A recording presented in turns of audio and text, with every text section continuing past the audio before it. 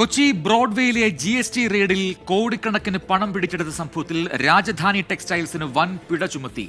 6.25 കോടി രൂപയാണ് GST വകുപ്പ് പിഴ ഈടാക്കിയത്. GST ഉദ്യോഗസ്ഥർ പിടികൂടിയ പണത്തിന്റെ ദൃശ്യം 24 പുറത്തുവിട്ടിരുന്നു.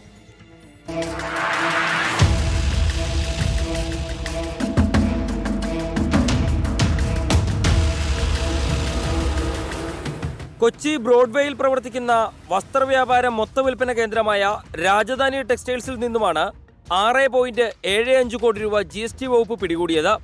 കണക്കിൽപ്പെടാതെ 4 സ്ഥാപനങ്ങളിലായി സൂക്ഷിച്ച പണമായിരുന്നു പിടിച്ചെടുത്തത്. GST വകുപ്പ് നടപടികൾ ആരംഭിച്ചതോടെയാണ് കട ഉടമകൾ നികുതി വെട്ടിച്ച പണവും പലിശയും പിഴയും ചേർത്ത് 6.75 കോടി രൂപ സർക്കാരിലേക്ക് അടച്ചത്. 2023 മുതൽ സ്ഥാപനത്തിൽ നികുതി വെട്ടിപ്പ് നടന്നിരുന്നതായും GST വകുപ്പ് കണ്ടെത്തി. വകുപ്പ് നിർദ്ദേശിച്ച തുക പിഴയടച്ചതോടെ തുടർ നടപടികൾ അവസാനിപ്പിച്ചിട്ടുണ്ട്. ബ്രോഡ്വേയിൽ പ്രവർത്തിക്കുന്ന മൊത്തവ്യാപാര സ്ഥാപനങ്ങൾ നിരീക്ഷണത്തിലാണ് എന്നും നികുതി വെട്ടിപ്പിനെതിരെ കർശന നടപടികൾ സ്വീകരിക്കുമെന്നും GST ഉദ്യോഗസ്ഥരും വ്യക്തമാക്കി. എസ് ശ്യാംകുമാർ, 24, കൊച്ചി.